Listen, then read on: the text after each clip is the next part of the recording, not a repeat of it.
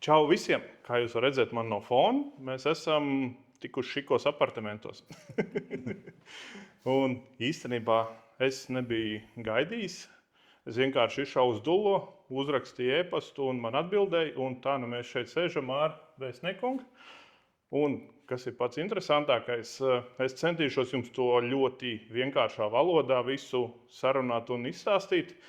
Jo ļoti liela daļa sabiedrības vienkārši nesaprot, kas ir vēstniecība kā tāda un kādas ir funkcijas un tā tālāk. Un to visu mēs centīsimies šodien noskaidrot. Sanāca vienā piegājienā. Vienā elpas vilcienā. Labdien, prieks jūs redzēt pie mums vēstniecībā. Kā jūs ievadā teicāt īpašās telpās, patiesībā jūs esat Latvijā šobrīd. Tīri tehniski. Juridiski, jo pēc starptautiskajām tiesībām Latvijas vēstniecība ir Latvijas teritorija. Tāpēc man bija liels prieks saņemt jūsu e-pastu ar iespēju satikties. Diemžēl nesanāca tā uzreiz, nācās nedaudz pagaidīt, bet lielā mērā tas ir dēļ mūsu aktīvā darba grafika. Bet šodien gaidījām, un tāpēc prieks, ka jūs esat šeit. Par sevi. Mans vārds ir Dāvis, daudzvārdis. Es Norvēģijā esmu kopš pagājušā gada septembra. Un ārlietu ministrijā jau strādāju no 2005. gada, kas ir jau 20 gadi, kas no vienas puses ir neticami, ka tik ilgi var būt vienā vietā. Tad man jāsaka, ka ārlietu ministrijā ir tā lielā atšķirība, ka mums ir iespējas ik pa laikam aizbraukt uz darbā vēstniecībās. Un tāpēc brīžiem nešķiet, ka ir pagājuši jau 20 gadi, jo katru reizi, kad tu aizbrauc uz vēstniecību, tu liekas, ka tu esi sācis jaunu darbu. Jo tās funkcijas, kas ir jādara Latvijā un kas ir jādara vēstniecībā, viņas ir līdzīgas, bet tajā pašā laikā arī brīžiem ļoti atšķirīgas. Bez 20 gadu ārlietu ministrijā es esmu no Rīgas, mācījies Rīgas 25. vidusskolā, pēc tam 1. ģimnāzijā un pēc tam biju Latvijas Universitātē juridiskā fakultātē. Tad ātri vien jau esot students, iestājos ārlietu ministrijā, tad tie gadi, un tad darbošanās ātri vien, droši vien tā var teikt. Mani tad ir nogādājuši šeit, un par ko es esmu ļoti priecīgs. Un cerams, mūsu sarunas gaitā man sanāks tos prieka elements pateikt, kāpēc es jūtos īpaši labi tieši šeit Norvēģijā un tieši šeit ar Norvēģijā dzīvojušiem latviešiem. Varbūt sāksim ar pašiem pamatiem. Kas ir vēstniecība un kāpēc viņi vispār ir vajadzīgi? Es zināju, ka jūs uzdosiet šo jautājumu, un no vienas puses varētu ļoti formāli noskaitīt tās funkcijas, ko ministru kabineta noteikumi vai likumi pasaka, ar ko nodarbojas vēstniecība. Tur ir ļoti daudz, bet pamatā... Bet ir no iedzīvotāju viedokļa varbūt. Tas primārais, kas ir attiecināms uz latviešiem vai Latvijas valsts piedarīgiem, kas dzīvo šeit Norvēģijā, ir konsulārie pakalpojumi. Un ar konsulāriem pakalpojumiem es domāju pamatā jaunu pasu izveidi, jaunu ID karšu izveidi, un tad arī palīdzību tajos gadījumos, kas sanāk nepatikšanas, piemēram, sanāk pazaudēt pasi.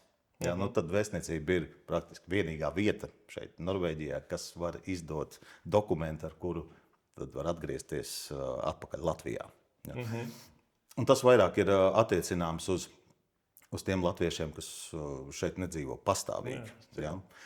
Tie, kas ceļo, sanāk pazaudēt dokumentu, tad vēstniecība var ātri sagatavot atgriešanās apliecību. Tā nav jauna pase, tas ir dokuments, kas ir domāts tikai maršrutam Oslo, Rīga, un tad Rīgā tiek bet pašam jātiek līdz vēstniecībai. Jā, līdz vēstniecībai jātiek pašam, tas gan. No vienas puses šķist, ka Norvēģija ir tomēr liela valsts, gara, ne? Bet tomēr mums nav citu ofisu šeit Norvēģijā, konsulātu vai goda konsulu, kas varētu izsniegt atgriešanās apliecības. Nu, tas ir tas dokuments, par ko es minēju. Un tā atgriešanās apliecība tad ir saņemama tikai šeit. Bet mūsu tautiešiem, kas dzīvo Norvēģijā, vēstniecība pamatā būtu pasu un ID karšu saņemšanai. Jo agrāk tā nebija. Agrāk vajadzēja uz vēstniecību nākt arī citos jautājumos, kā piemēram jaundzimušu bērnu reģistrācija, laulības reģistrācija. Ja. Bet, vai arī dzīvesvietas izmaiņu norādīšana. Iepriekš bija tā, ka jānāk bija uz vēstniecību katrā šādā gadījumā, bija jāizpilda forma, bija jāsamaksā konsulārā nodeva par vēstniecības iesaisti. Tagad tas viss ir elektroniski.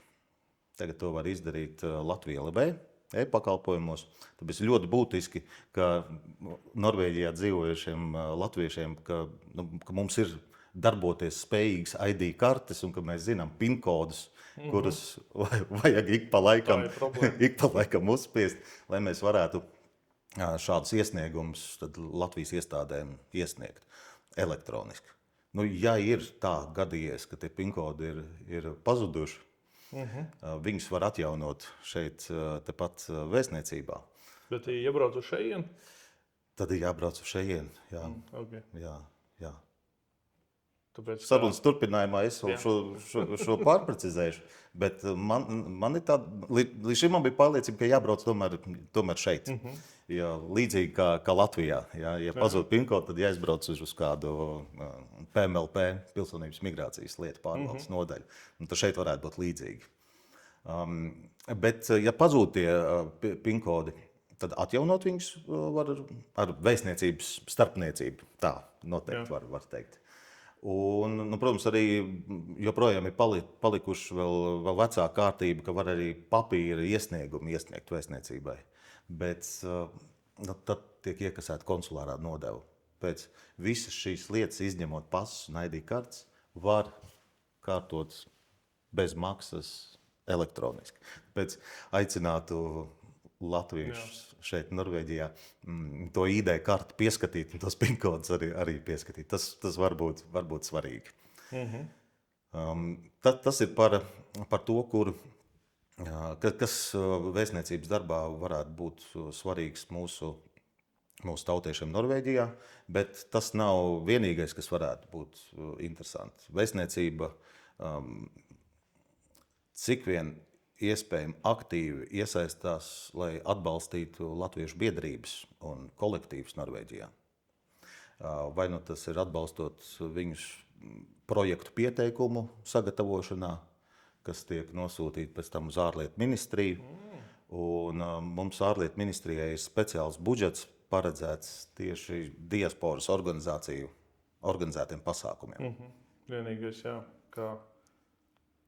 kā man teica šitie jaunie biedrības dibinātāji, ka tautiešu diasporās ir daudz un budžets ir viens. Un kā tur baigi sarežģīt tos projekts rakstīt, tāpēc interesanti dzirdēt, kā jūs varat mēģināt palīdzēt. Konkurs ir liels. Kā no kuram sanāk arī to projektu uzrakstīt?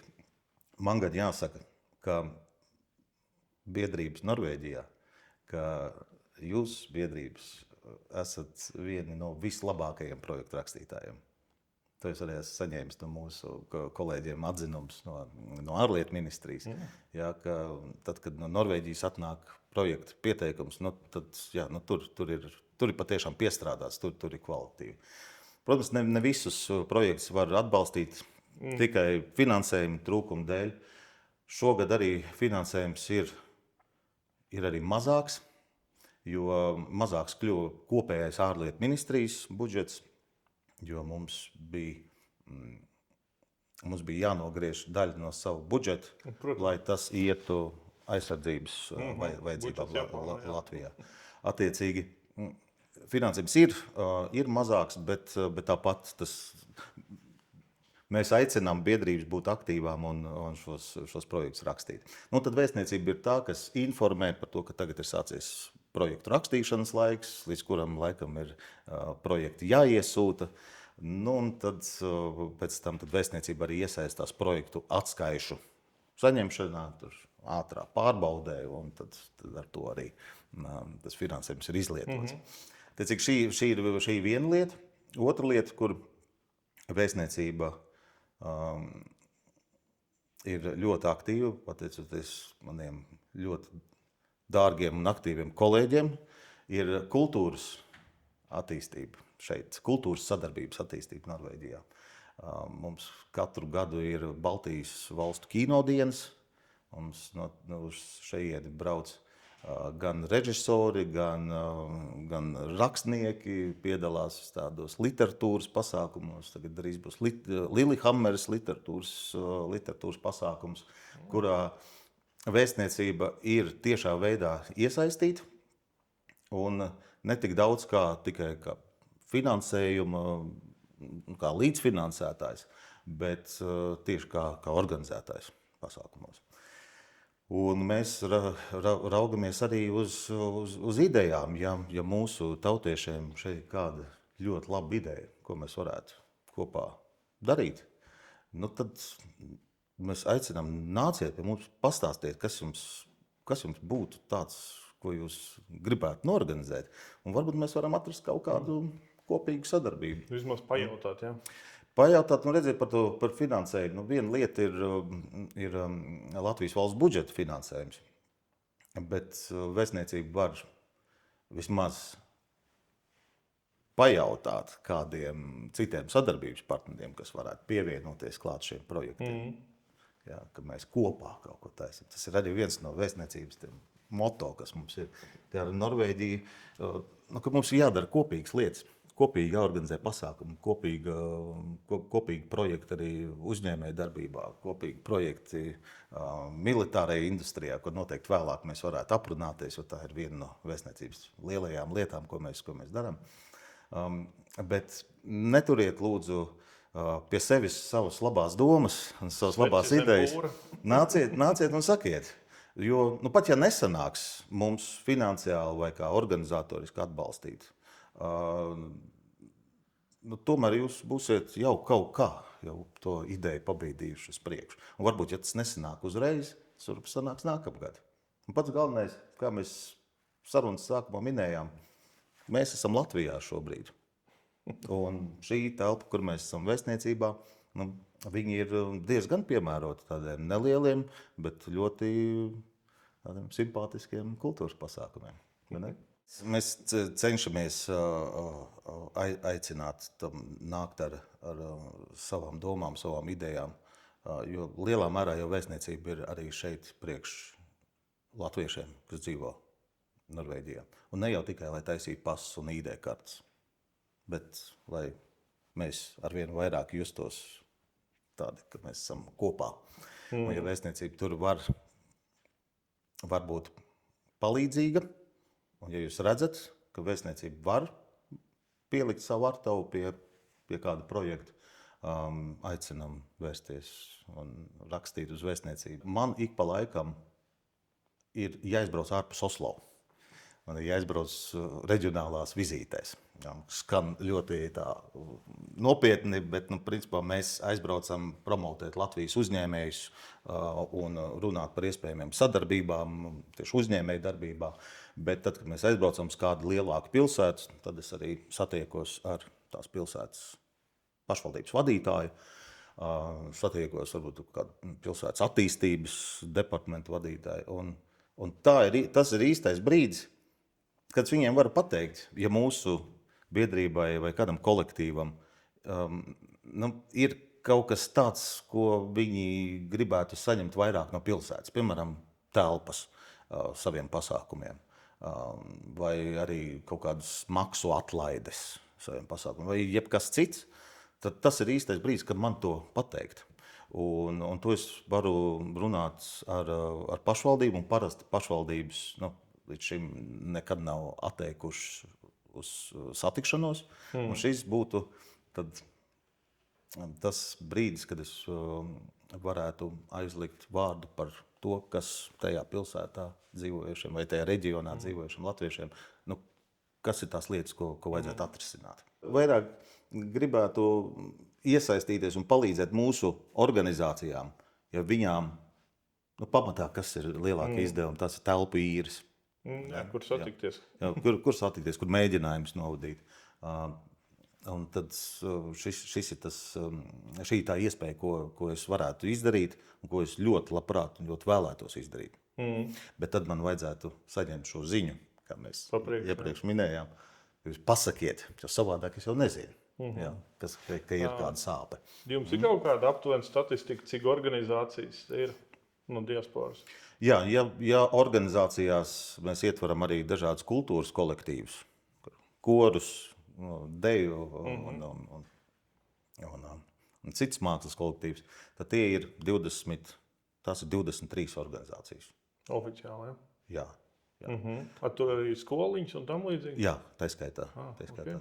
Un mums praktiski visās lielākajās pilsētās mums ir biedrības latviešu, bet šeit es gribētu izmantot šo iespēju, ja jūs varētu šo iekļaut jūsu video, ka mēs skatoties uz Norvēģijas karti redzam, ka visaugstāk ziemeļos esošā latviešu oficiāli reģistrētā biedrība ir Trondheimā. Tikai. Un nevar būt tā, ka augstāk uz ziemeļiem nedzīvo latvieši. Un kā es iepriekš minēju, tas ārlietu ministrijas atbalsta finansējums, viņš var būt tikai juridiskām personām. Viņu nevar, projektam nevar pieteikties tur Dāvis Daudzvārds, jā, vai Jānis. Tur ir jābūt organizācijai. Okay. Un ziemeļos esošiem latviešiem aicinu jūs sanākt kopā un to juridisko veidojumu izveidot. Vai tā ir biedrība, vai tas ir kāds klubs, jebkas, bet kas ir juridiski noformēts un ka tas ir latviešu. Tā pamata ir latviešu organizācija. Vairāk veidot. Un redziet, tad uz kartes uzreiz parādās, ja, ka šeit ir vēl viena organizācija. Nu, un tad gan ārlietu ministrijas atbalsta finansējums tad būtu pieejams, plus arī mums pašiem. Nu, ja es braucu kādā reģionālā vizītē, kur es vienmēr gribētu satikties arī ar latviešiem, kas attiecīgajā pilsētā vai reģionā dzīvo, nu, ja tur nav biedrības, nu, tad kam zvanīt, ar ko satikt, kā lai mēs sanākam kopā. Okay. Nē, man tas pārsteigums, jo Tromsø diezgan daudz latviešu ir. Es pilnīgi noteikti ticu. Arī Tromsø, kā latviski, es nemaz nezinu. Laikam Tromsø, tas man arī bija grūti sākumā saprast, kā to pareizi teikt. Bet man bija viena saruna, kas saka, bet varbūt latviešu tur nemaz tik daudz ziemeļos nav. Lai no ko, bet Jāņos latvieši ziemeļos noteikti savācās kopā. Un noteikti ir kaut kādas Facebook grupas vai tur WhatsApp grupas, kur latvieši turās kopā. Un ka kaut kādos pasākumos kopīgos viņi piedalās. Vēl arī man prieks bija klausoties šīs vēstniecības vēsturi, kā te viss ir sācies pašos pirmsākumos, 90. gadu vidū. Ka šajās telpās sāka savu darbu arī Oslo latviešu skoliņa. Kastanīca skoliņa. Jūs redzēsiet, varbūt jūs zināt, kāpēc viņi sauc Kasteņu skoliņu. Nē. Tad, kad jūs iziesiet ārā no vēstniecības pa galvenajām durvīm, jūs redzēsiet, ka tur ir aleja ar kasteņkokiem. Un tad, kad mazie ir nākuši uz skoliņu šeit, uz vēstniecības telpām, un, protams, ka ja kastanis ir uz zemes, nu viņš taču jāpaņem. Ja, un tā ir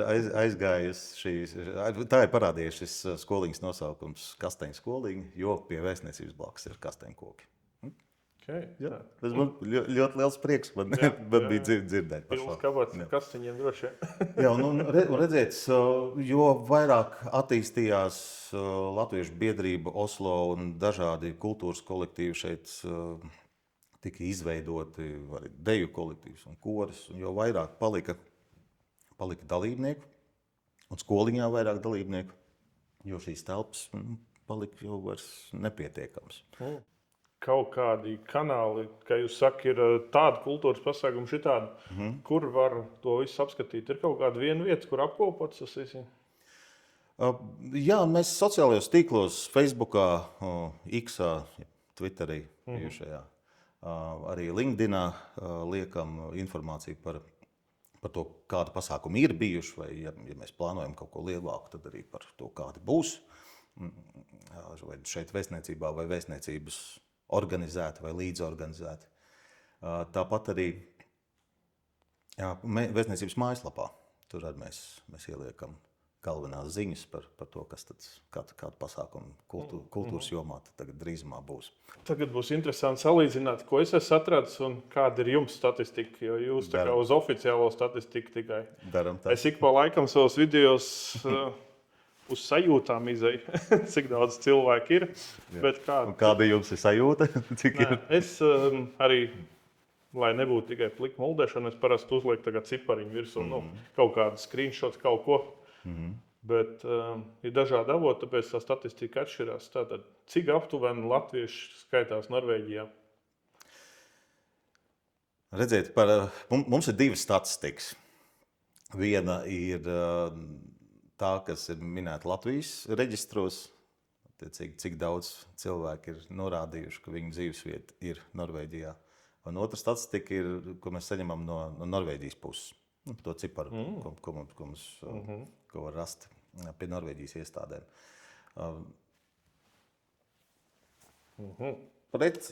Šo man vajadzēja pieredzēt, tas cipars atcerēties precīzi. Pēc Norvēģijas datiem Norvēģijā dzīvo 13 675 Latvijas valsts piederīgie. Okay. Bet pēc Latvijas datiem ir 7800. Okay. Tad atšķirība... Baigākā, trešdaļa gandrīz. Atšķirība 6000, jā, gandrīz 6000 atšķirība. Un, protams, rodas jautājums, kāpēc tā ir, jā, kā var tā gadīties. Un, principā, vienīgais iemesls, ka ne visi mūsu tautieši pārceļoties šeit uz Norvēģiju, informē Latvijas pusi, ka viņiem ir jauna dzīvesvieta ārzemēs. Un ko tad vēstniecība aicina tomēr izdarīt, lai mēs zinātu, cik daudz latviešu tomēr ir šeit, un arī no tāda praktiska viedokļa. Vēstniecības konsulārā daļa šeit vēstniecībā, viņa ir principā izveidota, lai sniegtu pakalpojumus latviešiem, kas dzīvo Norvēģijā, latviešu diasporai. Vai arī tiem nelēmē nokļuvušajiem turistiem, kas ir pazaudējuši pasus. Bet primārā mērķa auditorija ir tieši latvieši šeit. Un tad, kad mums gadās, ka atnāk kāds tautietis nomainīt pasi vai ID karti, un mūsu konsulārā daļa, viņiem ir jāpaskatās sistēmā, jā, par to personu, kas ir ieradusies. Viņi ik pa laikam redz, ka persona viņi nav paziņojusi Latvijas iestādēm, ka tagad dzīvesvieta ir šajā valstī. Un tādā gadījumā mūsu konsulārā daļa nevar sniegt pakalpojumu, jo tā persona viņa neskaitās kā turists, bet viņa arī īsti neskaitās šeit reģistrēta. Ja, un tad tādā gadījumā tas aizņem kaut kādu brīdi, ja tam apmeklētājiem ir ID karte un zinām PIN kodus, tad to var ātri izdarīt elektroniski. Ja tas nav līdzi, tad to var izdarīt šeit uz vietas, aizpildot tās vecā stila papīra veidlapas. Ja, un kas attiecīgi tad arī maksā, par ko tiek iekasēta konsulārā nodeva. Tāpēc mēs aicinātu tautiešus, jūs varat norādīt savu dzīvesvietas adresi šeit Norvēģijā arī kā alternatīvo dzīvesvietas adresi. Var palikt arī Latvijas adresi. Varbūt tagad divas arī. Jo var jau būt tā, ka dzīve, darba apstākļi iegrozās tā, ka ir laiks jāpavada Latvijā un laiks Norvēģijā. Jā, es tieši domāju, es ticu, ka tā šitai statistikā neuzrādās tie cilvēki, kas 2 nedēļas strādā un pēc tam brauc uz Latviju. Ļoti iespējams, jo, lai šeit Norvēģijā varētu strādāt, loģiski, ka vajag piereģistrēties. Ja, un tad tas Norvēģu cipars ir augstāks. Es biju pārsteigts, cik daudz tādu cilvēku, gan tālbraucēji, gan galdnieki. Tieši tā. Pelnu šitie un tad brauc apakaļ uz Latviju. Tāpēc varbūt, ja mūsu tautiešiem ir, ja viņi redz, ka uz Norvēģiju ir jāatbrauc ik pa laikam, darba darīšanās, varbūt ir... Vai sezonas strādnieku. Vai sezonas, jā. Tad ir vērts norādīt alternatīvo dzīvesvietas adresi. Runājot par statistiku, acīm redzot, tas ir tas galvenais iemesls, kāpēc tie statistikas dati atšķirās. Galvenais, ka abas divas tā kā oficiāls, bet katrai valstī ir tik atšķirīgi cipari. Jā, jo tas veids, kā tie dati tiek ievākti, ir savādāk. Latvijā tā ir pašu cilvēku darbība, ka viņi paziņo Latvijas iestādēm, ka viņi aizbrauc kaut vai uz terminātu laiku, bet aizbrauc uz Norvēģiju. Šeit Norvēģijā jau tas ir tā kā obligātā kārtā. Jā, ja grib šeit strādāt, būt nodarbināts, jā, vai saņemt kādu, vai reģistrēt šeit dzīvesvietu, tad jāiet uz vietējām Norvēģiju iestādēm. Man te arī kolēģi pateica, ka pagājušajā gadā, 25. gads, tā statistika no viņa puses, ka tā galvenā statistika par pasēm un ID kartēm, ka ir 800 pases jaunas izsniegtas un 500 jaunas ID kartes. Tā kā tās galvenās lietas. Bet tai pašā laikā ir vairāk kā 2000 atbildes uz dažādiem pieprasījumiem e-pastos. Un kādi jums ir, teiksim, pārsteigumi vai pārsteigumi principā uz Norvēģiju, kā pārvācās? Ja jūs atbraucat uz 2 gadiem, es saprotu, vai 4? 4, jā. Redziet, pārsteigumi man bija, bet tie pārsteigumi ir nevis tā, ka tādi negaidīti pārsteigumi. Drīzāk, ka tas ir pārsteigums par to, cik tomēr latvieši un norvēģi ir līdzīgi. Līdzīgi savās mentalitātēs, līdzīgi vēlmēs būt dažkārt palikt vieniem saurupiem un tikt un pavadīt laiku kopā tikai ar sevi. Cik ļoti līdzīgi mums ir mūsu šī īpašā attieksme mīlestība pret dabu, jo nav man vēl sanācis ļoti daudz būt ārpus pilsētas, bet tad, kad es esmu ārpus pilsētas un redzu tās aktivitātes, ar ko nodarbojas Norvēģi, tīpaši tagad ziemā, jā, kā es skatos, kā tiek noparkota automašīna, tā pirmais, kas no tās tiek ņemts ārā, ir slēpes, un es nemaz pat īsti neredzu, kur te ir tagad slēpošanas stadions, kad droši vien tāda nemaz nav, ka viņi slēpo turpat pa mežiem. Cik tā daba ir tik ļoti tuvu. Un kas savukārt, es ar lielu pārliecību varu teikt, ir arī latviešiem. Un arī šeit iepazīstoties ar norvēģiem, es kaut kā uzreiz sajūtu, ka mums ir tā kā automātiski tāda kopības vai viena otra izpratne. Tad nevar atrast pareizo vārdu. Bet respektīvi, ka tas cilvēks ir tāds tuvs, ka viņš nav tāds pilnīgi cits mentalitātes vai cits izpratnes par lietām. Un tad vairāk iepazīstoties ar Norvēģu maniem sadarbības partneriem ārlietu ministrijā, aizsardzības ministrijā, es redzu, cik ļoti līdzīgi domājoši mēs esam. Gan par mūsu valstu attīstības ceļiem nākotnē, gan par to, kā mēs uztveram drošības apdraudējumus gan reģionā, gan arī citos pasaules reģionos. Un cik ļoti mēs esam vienoti atbalstā Ukrainā. Gan Latvija, gan Norvēģija, mēs esam vieni no līderiem atbalsta apjomā, kas tiek sniegts Ukrainai. Protams, uz IKP, jā. Uz IKP, jā. Bet mēs esam vieni no tiem, kas rāda priekšzīmi un rāda paraugu, kā vajadzētu būt. Un arī šī sadarbība Ziemeļvalstu un Baltijas valstu formātā. To acīm redzam, var redzēt, ka tas ir svarīgi arī Norvēģiem, tāpat kā mums. Lai, kad mēs skatāmies uz mūsu reģionu, lai Baltijas valsts un Ziemeļvalsts tiktu uzskatīts kā viens veselums. Jā. Nu jā, tad par to militārā dienesta jautājumu. Un pēc tās informācijas, kas ir man, ir, ka no nākamā gada, no 2027. gada, valsts aizsardzības dienestā tiks primāri aicināti tie, kas piesakās brīvprātīgi, bet tā daļa, kas būs palikusi vēl neaizpildīta, to tad aizpildīs ar šo izlozes kārtībā veikto iesaukumu.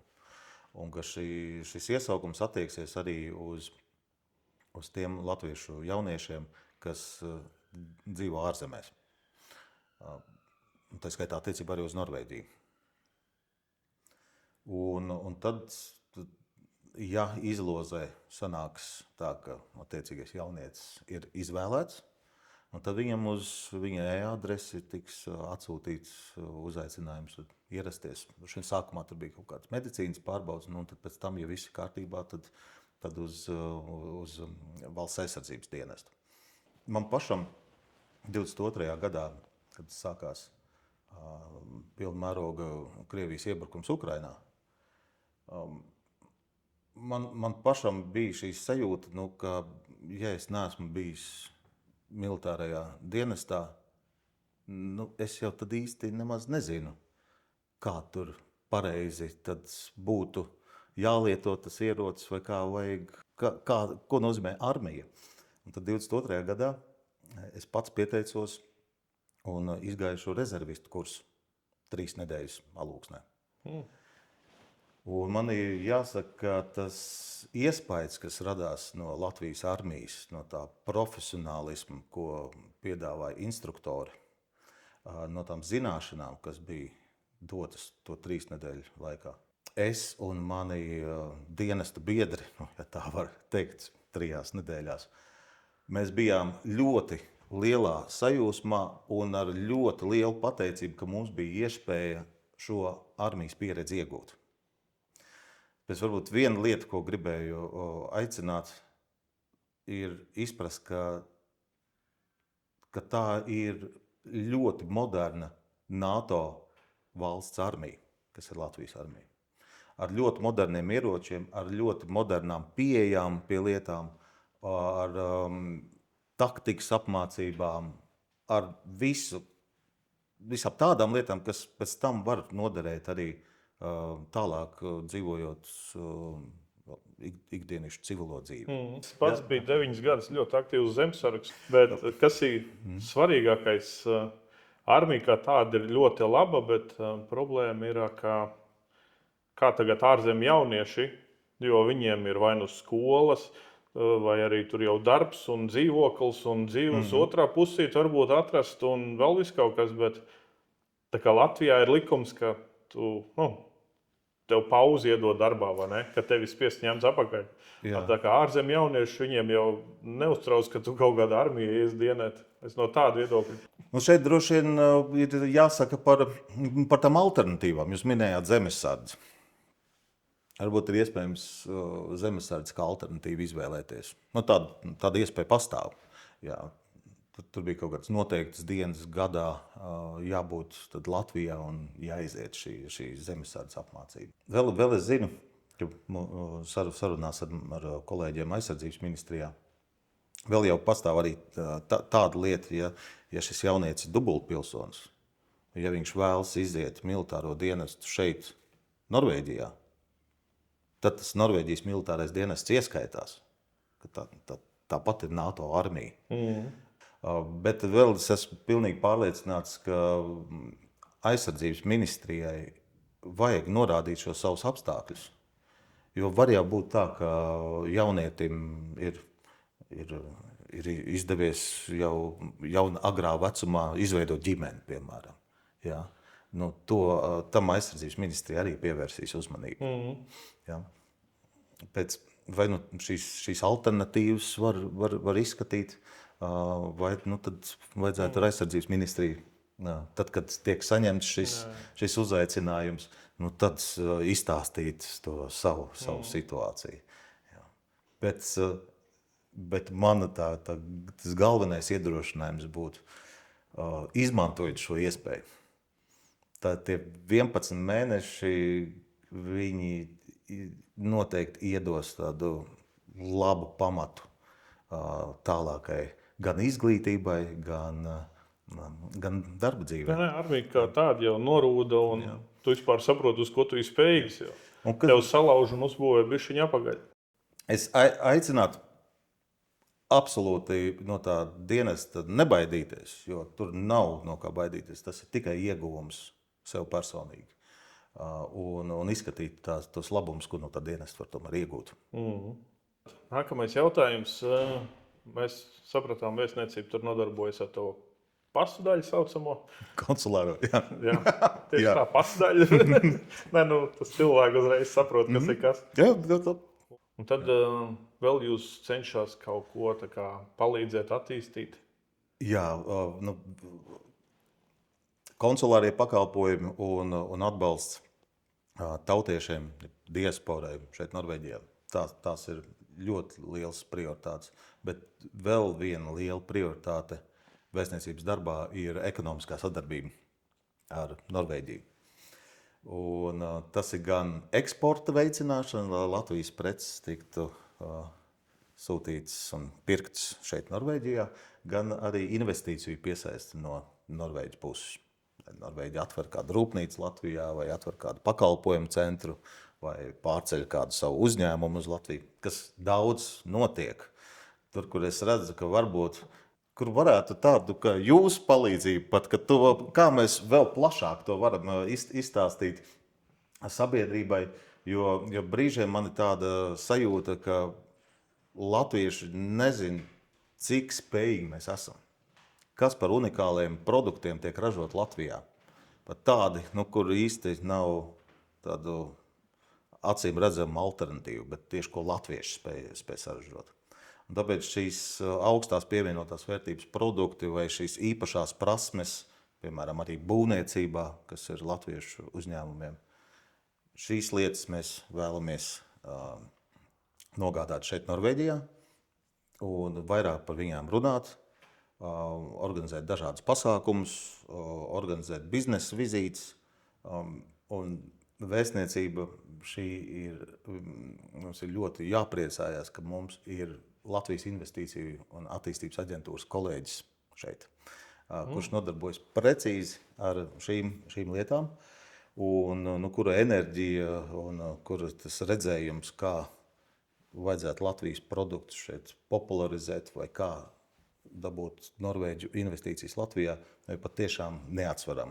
Tāpēc, ja jūs piekristu, ka mūsu sarunai varētu pievienoties arī mūsu kolēģis Austris, liekas, tas mūsu tautiešiem būtu ļoti interesanti zināt, kā mums šeit viss veidojas ar ekonomiskajām attiecībām ar Norvēģiju. Es domāju, ka tas ir ļoti daudziem interesanti. Ja, tad aicinām Austri.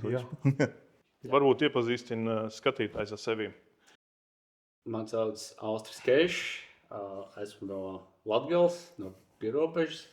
Norvēģijā dzīvoju 2,5 gadus precīzi, 18. martā būs 2,5 gadi. Un mans darbs un arī misija ir palīdzēt uzņēmumiem sasniegt mērķus un prezentēt Latvijas piedāvājumu. Par mērķu sasniegšanu tas var būt Latvijas uzņēmums, kurš vēlas pārdot savu produktu vai pakalpojumu Norvēģijā. Un tad no otras puses mēs palīdzam Norvēģijas uzņēmumiem, kuri vēlas atvērt jaunu biroju vai paplašināt ražošanu ārpus Norvēģijas. Tad mēs gatavojam un prezentējam piedāvājumu un palīdzam būtībā teju ar visu, kas viņiem nepieciešams, lai viņi būtu veiksmīgi Latvijā un arī izvēlētos Latviju, kur ieguldīt naudu un radīt jaunas darba vietas. Cik es zinu, daudzi uzņēmumi grib uz Norvēģiju, jo te tomēr vairāk nauda un tādā garā. Kā tā sadarbība var notikt ar jums? ļoti pareizi jūs iezīmējāt, ka interese par Norvēģiju no Latvijas uzņēmumu puses un kopumā par Ziemeļu reģionu ir ļoti augsta. Gan tādēļ, ka tie ir maksātspējīgi tirgi, gan arī geogrāfiski salīdzinoši tuvu un arī kopumā biznesa kultūra ir, es varbūt neapgalvotu, ka tā pati, bet kopumā diezgan līdzīga. Par to, kā sadarbība notiek praktiski, mums LIE ir vairāk nekā 20 pārstāvniecības visā pasaulē. Un vēstnieks jau minēja, ka viena no tām ir arī Norvēģijā. Mums ir paveicies, ka mums ir nevis viens, bet pat 2 kolēģi, kas strādā biznesa veicināšanu. Mans lauciņš ir eksporta veicināšana no Latvijas uz Norvēģiju. Un tad kolēģis, kurš drīz pievienosies pastāvīgi arī šeit, viņš strādās ar Norvēģu uzņēmumiem, kuri jau strādā Latvijā vai plāno paplašināties. Kāds notiek praktiski, noteikti var sazināties ar vēstniecību, faktiski ar jebkuru kolēģi vai rakstot uz centrālu e-pastu. Arī mani kontakti ir pieejami publiski, droši var rakstīt, zvanīt. Un tad tā pavisam praktiski raugoties, tad sākumā ir iepazīšanās saruna, lai saprastu, ko uzņēmums vēlas sasniegt, kas ir produkts, kas ir viņa mērķa grupa. Un tad mēs tālāk skatāmies, runājam un saprotam, kas būs nākamie soļi. Ja mēs saprotam, ka mums no LIE puses un no vēstniecības puses ir ko piedāvāt, tad mēs, vai tā ir uzņēmuma vizīte Norvēģijā, kur ir konkrēti tikšanos plāns ar Norvēģiem sagatavots, vai tā ir piedalīšanās kādā no lielākām uzņēmumu delegācijām uz Norvēģiju vai kaut kas cits. Mēs par to vienojamies. Tāpat laikā ir varbūt reizes, kad mēs diskusijas ceļā nonākam, ka varbūt Norvēģija, ja skatās uz Ziemeļu valstīm, varbūt nav pirmā valsts, uz kur būtu jāskatās. Ņemot vērā, ka tomēr Norvēģija nav Eiropas Savienībā un tur atsevišķām nozarēm ir papildu ierobežojumi. Arī ar tādu secinājumu uzņēmums var aiziet no sarunas, un tā nebūtu nav slikta lieta, jo tad uzņēmums saprot, ok, tad šeit es netērēšu savu resursu, bet varbūt skatīšos sākumā Zviedrijas virzienā un tad došos uz Norvēģiju. Tīri no praktiskā viedokļa, jo es zinu, ka daudz tur taisa moduļu mājas, pirtiņas, bla, bla, bla, un viņi grib uz Norvēģiju, viņus tā kā eksportēt, bet šeit ir daudzi būno normatīvi pilnīgi savādāki. Kā notiek, viņiem pašiem jāburas tam cauri, vai jūs varat kaut kādas norādes dot, kur vispār meklēt to informāciju? Mēs varam iedot norādes, kur informāciju meklēt, un būtībā veids, kā mēs arī iesakām strādāt Norvēģijā, ir cenšoties atrast arī vietējo partneri, teiksim tā, kurš pārzina gan likumdošanu, gan valodu, gan arī valodu un kultūru, biznesa kultūras nianses, kas ievērojami atvieglot izvairīties no dažādiem mīnu laukiem, teiksim tā, kur uzņēmums var iekāpt tikai tīri nezināšanas dēļ. Līdz ar to arī ar šo jautājumu var vērsties. Protams, jāsaprot, ka mēs LIE strādājam ar plašu nozaru loku, kas nozīmē, ka mēs varbūt līdz detaļām nepārzināsim nianses, bet tāpat laikā mēs varam ieteikt cilvēku loku, kas uz šiem jautājumiem varēs atbildes sniegt. Tā jums arī kaut kādi kontakti vietējie izveidojušies, jā? Tas, ja man divos vārdos būtu jāpasaka, kas ir pievienotā vērtība no tā, ko mēs pārstāvniecībā darām, tad tā ir kopumā izpratne par tirgu nozarēs notiekošo un kontaktu loks. Jo uzņēmumam parasti interesē pirmkārt, kas notiek viņu nozarē, konkrētajā tirgu, un otra lieta, vai ir iespējams saņemt kontaktu loku, kad vēlams saucamos siltos kontaktus, kad, piemēram, es jau varu viņus konkrēti iepazīstināt, un tur ir tā saruna konkrētāk. Bet, protams, arī mēs no LIE puses abonējam lielas uzņēmumu datubāzes, un arī šāda pieprasība ir diezgan bieži, ka mēs vēlamies saņemt, citu neko nevajag, mēs gribam saņemt uzņēmumu sarakstu tādā un tādā nozarē, piemēram, nekustamā īpašuma attīstītāji, vai būvnieki, vai elektronikas ražotāji, un tad tālāk viņi paši jau atlasa, kas viņiem konkrētāk ir vajadzīgs un tālāk uzrunā uzņēmums. Tu arī noteikti var jautāt, un diezgan daudz šie pieprasījumi mums nāk. Varbūt ir praktiski vēl trešā, tāda ļoti praktiskā lieta ir, mēs organizējam arī pasākumus. Vēstnieks jau precīzi iezīmēja, ka arī vēstniecībā mēs ir bijuši vairāk gadījumi, kad Latvijas uzņēmumi ir konkrēta vajadzība, viņiem jau ir esošo klientu loks, viņiem ir potenciālo klientu loks, ko viņi labprāt vēlētos saaicināt vienkopus, un tādā ziņā vēstniecības telpas ir ļoti pateicīga vieta, kur turklāt palīdz arī tas, ka Norvēģi uzticas, teiksim tā, valstī un valsts pārvaldes institūcijām. Oficiālāk izskatās. Jā, tā skaitā. Un mēs ar lielu regularitāti organizējam plašākas biznesa delegācijas uz Norvēģiju. Viņas oficiālās nosaukums ir tirdzniecības misijas, bet būtībā tie ir lielāki pasākumi, kur piedalās 10, 15, 20 Latvijas uzņēmumi. Ir pasākumā, tas ir viens vai 2 dienu programma, kur ir prezentācijas sadaļa, un tad ir saucamā B2B, business to business tikšanos sadaļa, un tad arī neformālā sadaļa. Līdz ar to uzņēmums var uzzināt gan par to, kas notiek viņu aktuālajā nozarē, gan satikt jaunus kontaktus, gan arī neformāli tos kontaktus, tā teikt, nostiprināt. Un mums ir bijis pagodinājums pēdējā pusotra gada laikā uzņemt gan premjeri, gan valsts prezidentu, un šobrīd arī marta vidū plānojam augsta līmeņa pasākumu ar fokusu uz dronu tehnoloģijām, kur mēs arī redzam lielu potenciālu tam, ko Latvijas uzņēmumi piedāvā. Varbūt šitas viss pasākums, teiksim, kaut kas jāmaksā, vai kaut kādā biedrībā jāstājas, vai kā tas viss darbojas, vai var vienkārši uzzvanīt un paprasīt, parunāties cilvēcīgi, saprast, kas te notiek?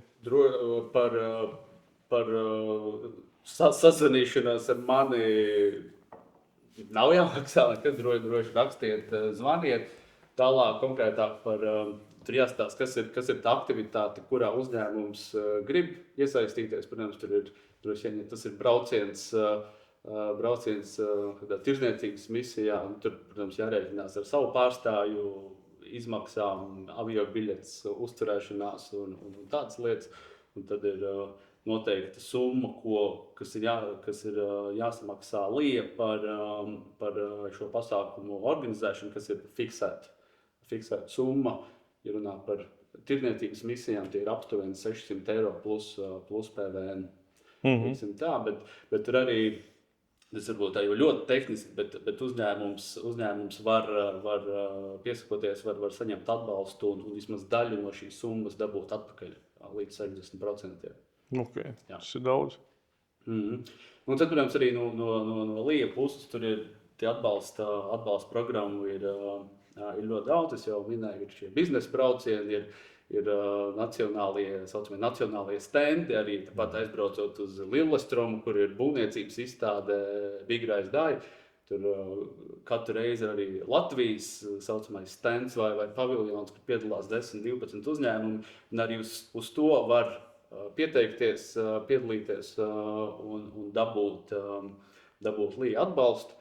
Tāpat mēs runājam, ka ja Latvijas uzņēmums vēlas iestāties kādā ārvalstu nozares organizācijā, arī Būvniecības savienība, tad arī šeit var līdz 60% no dalības maksas dabūt atpakaļ. Jā, līdz ar to mēs, ja ir iespēja, mēs varam tam video arī pievienot kādus saitus, kur ir tas atbalsts aprakstīts, tad tur neies cauri pilnīgi visu. Nē, tad tas ir specifiski. Tur droši vien pirmais ir vienkārši sazināties. Un kaut kādu veiksmu stāstu? Vai kaut kādas lielākās firmas? Veiksmes stāsts, tas varbūt sadalīts divās daļās. Viens, ko Latvijas uzņēmumi uz Norvēģiju, ko mums kopdarbā ar LIE un vēstniecību ir izdevies palīdzēt, teiksim tā, un arī lielākos saucamos investorus, Norvēģu uzņēmumus, kas Latvijā darbojas. iespējams ir dzirdēts uzņēmums WeBuild Parks. Viņi pirms kādu laiku nodibināja arī savu filiāli Norvēģijā. Viņi projektē un būvē aktīvās atpūtas parkus, veloparkus, slēpošanas trases, arī veikošanas parkus vai trases. Bet šobrīd Norvēģijā viņiem ļoti labi ir aizgājušas velotrases.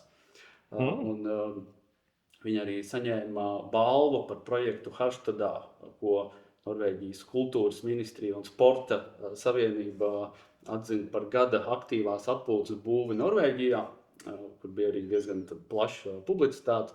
Viņiem ir vairāk projekti Harstadā, Narvīkā, Vesterolenā, un, cik saprotu, šobrīd ir iestrādes arī, lai pirmie projekti būtu valsts dienvidos.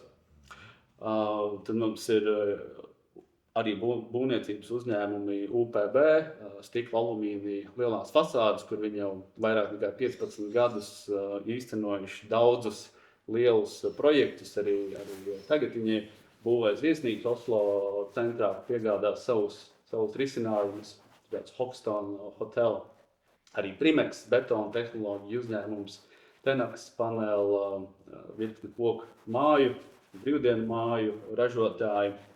No citas puses, no citas nozares, Norvēģijā milzīga nozare ir zivju audzēšana, un viens no Latvijas elektronikas ražošanas uzņēmumiem, piemēram, piegādājas zemūdens kameras, ar kurām tad var novērot, kā zemūdens, kā zivis. Kā tam lasītim tur klājas. Jā, lasīt klājas. Atkal par Norvēģu uzņēmumiem Latvijā.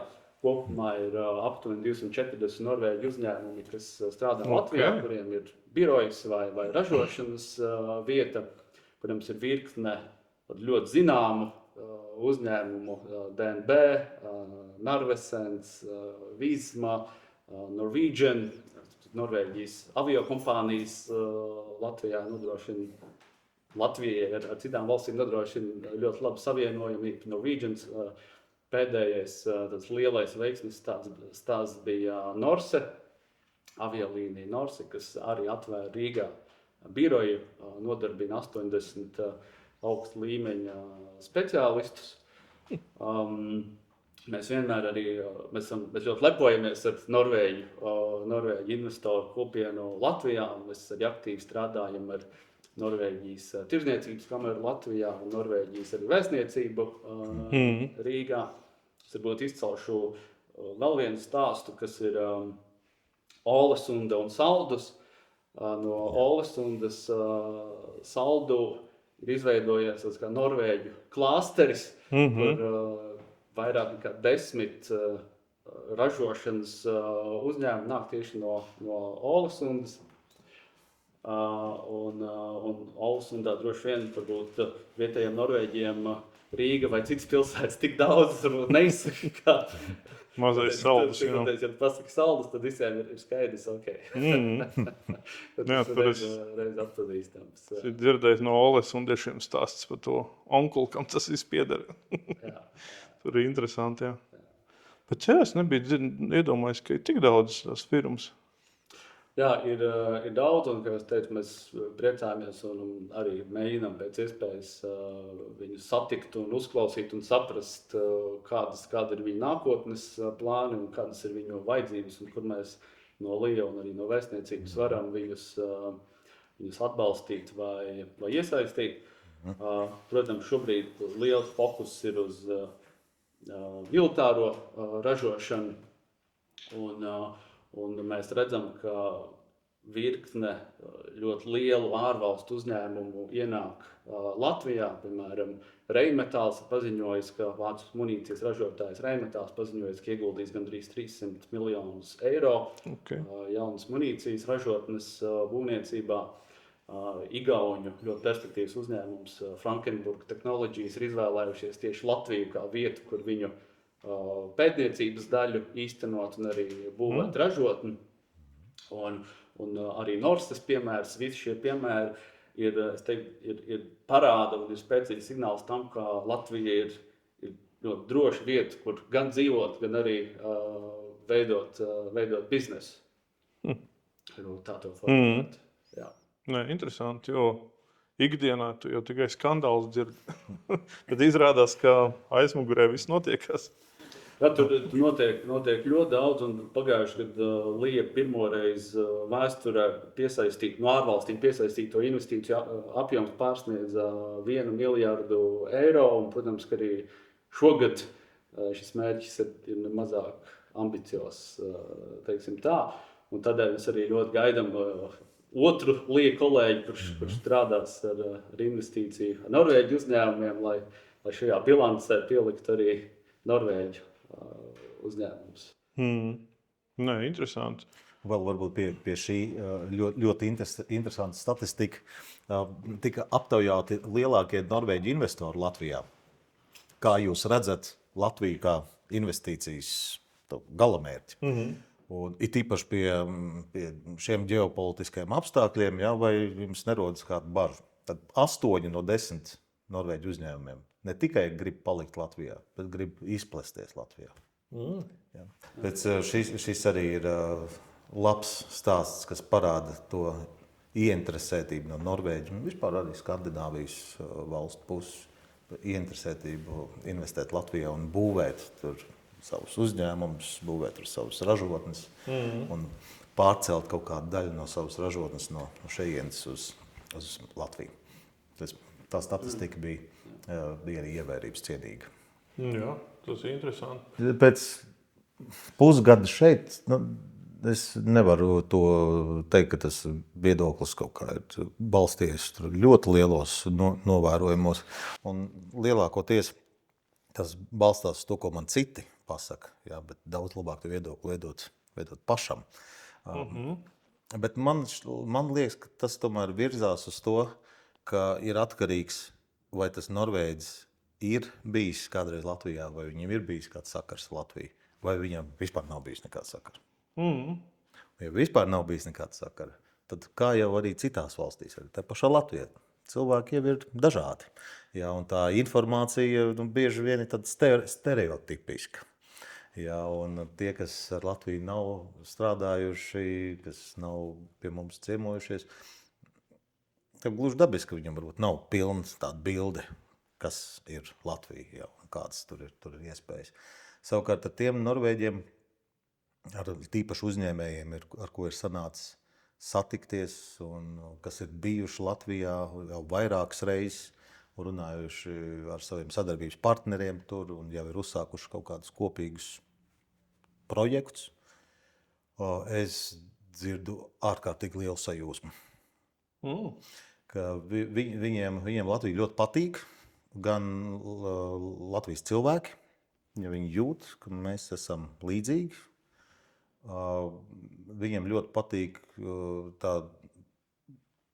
tās iespējas, ko Latvija piedāvā, kvalificētais darbspēks, kurš ir arī norvēģiski runājošs. Ja, jo mums ir tajās lielajās Norvēģu kompānijās, kas Latvijā ir izveidojuši savas pārstāvniecības, tur ir arī diezgan daudz latviešu, kas runā norvēģu valodā. Kaut arī tas pats DNB banka, jā, tur ir daudz latviešu, kurus pat vēl sākot darbu, viņiem ir norvēģu valodas apmācības. Nebija dzirdēt. Nu, un tādā gadījumā, kad tu satiec Norvēģi, kas ir bijis Latvijā, kuram ir bijis darīšana Latvijā, tad viņam ir tas priekšstats, ko tu no viņa dzirdi, ir patiešām ļoti labs. Jā. Un tā droši vien ir. Tas ir dabīgi. To, ko tu pazīsti par to, tev ir viedoklis. Jā. To, ko tu īsti nepazīsti, tur tu viedokli balsti varbūt kaut kādiem vēsturiskiem stereotipiem. Nē, jā, jo ikdienā ir, kā tev ir paveicies, vai tev ir normāls strādnieks, teiksim, bijis, vai kaut kāds, kas tur nav ķep, viss sadarījis, vai arī tev ir bijis tāds, kas vienkārši atbrauc un uz ātro pastrādāt. Ļoti, ļoti labi, ka jūs minējāt arī šo piemēru. To gan es varu pateikt no savas personīgās pieredzes runājot ar Norvēģiem.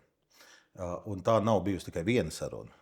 ka šis latviešu darba tikums, pa ko mēs Latvijā varbūt dažreiz arī kāds pasmīkņā, bet Norvēģis tieši to uzsver, ka patiešām, ja tu paņem latviešu darbinieku, ka tu zini, tad tur būs labs rezultāts no viņa. Ja, un to es esmu jau vairākas reizes dzirdējis arī privātās sarunās. Tas ir vēl viena atbilde uz jūsu jautāto, ko Norvēģis domā par Latviju, ka šis piemērs, ko mēs paši ar savu rīcību rādam, tas piemērs ļoti pozitīvs. Nē,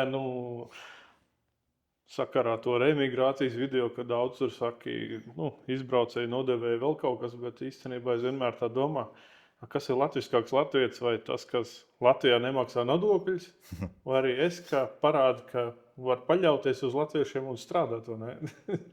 Es nesaku, ka būtu baigi jāsacenšas, bet nav tā, ka mēs tik un tā reprezentē kaut ko, vai ne? Tieši tā. Savām ikdienas darbībām, un ja uz mums var paļauties un sadarboties, tad es uzskatu, ka tas diezgan labs tāds piliens jūrā, bet katrs piliens ir svarīgs. Kā vienā no mūsu diasporas pasākumiem es ieminējos, ka vēstnieki mēs esam visi kopā. Ne tikai tiem, kuriem uz vizītkartes ir rakstīts šis vārds galīgi, ne. Mēs visi ar savu rīcību, ar savu attieksmi pret lietām, mēs ar šo radam priekšstatu par Latviju. Ja, un es esmu ļoti priecīgi, ka tie priekšstati, ko es esmu šeit dzirdējis par latviešiem no Norvēģu puses, ka tie ir tiešām ļoti labi un cildinoši. Super. Tas laikam ir arī galvenais. Jā. Un tad... Kā pašiem nav iekaunās. Tā kā man patīk, ka tu ej piknikā, tu atstāji vietu labāk parasti nekā tu atnāc. Un, ja tur mētēs kādu pudeli, pacel, iemet maisā un aiznes, un nākamam būs labāk. Tieši ja mēs ar tādu attieksmi dzīvot tālāk, es domāju, ka mēs varētu sadarboties ar Norvēģiem arī daudz vairāk. Jā, un aicinu, kā jau iepriekš esam runājuši, ja kādam tautietim šeit Norvēģijā ir kāda ļoti laba ideja kultūrā, uzņēmējdarbībā, sadarbības sportā pat, vienalga, ja, kur ir iespēja savest kopā latviešus ar Norvēģiem un no šīs sadarbības, lai izveidotos kaut kas kvalitatīvāks, tāds jauns un patiešām tāds, kas patīk visiem, daram. Jā, un vēstniecība ir tikai par, un lūdzu rakstiet mums, zvaniet, nāciet ciemos, un sēžamies, runājam, liekam galvas kopā, piesaistīsim vēl kādu, kurš savā jomā var palīdzēt tam projektam. Jūs piesaistīsim ar publikācijām, un taisam augšā. Nevajag kautrēties, nevajag baidīties. Ir valsts iestāde, bet acīm redzot valsts iestāde, kas grib darīt to, ka viņi paredzētu īstenībā būt vēstniekiem. Tas īstenībā es domāju svarīgi, ka es varu redzēt, ka ir cilvēki, kas cenšas un dara. Un, protams, ļoti liela daļa sarunas ir palikusi aizkadrā, jo mēs nevaram te 10 stundu video taisīt, bet man ir prieks redzēt, ka kaut vai nāk pretī un runā, vai ne? Jo kas es esmu vienkārši onkls ar 3 kamerām, bet uzrakstīju un atbildēju, un te mēs sēžam un runājam. Es domāju, tā brīnišķīgs veids, kā mēģināt kaut ko uzlabot. Un liels paldies par jūsu darbu. Ļoti interesanti ir skatīt jūsu video. Un centīšos vairāk izbrīvēt laika, lai skatītos katru nākamo video, ko jūs publiskojat. Un es zinu, ka Norvēģijā dzīvojušiem latviešiem jūs esat populārs un jūs skatās. Jā, un tad, lai jums izdodas turpināt šo labo darbu. Jā, centīšos. Nē, es jau daru to, kas man patīk. Tā kā. Super. Tā. Tad pa lielām. Kā visos video pašās beigās. Ja jums patīk, uzspiež laiku, vai ne? Ierakst apakšā komentāru. Vēstnieks arī lasīs. Cerams.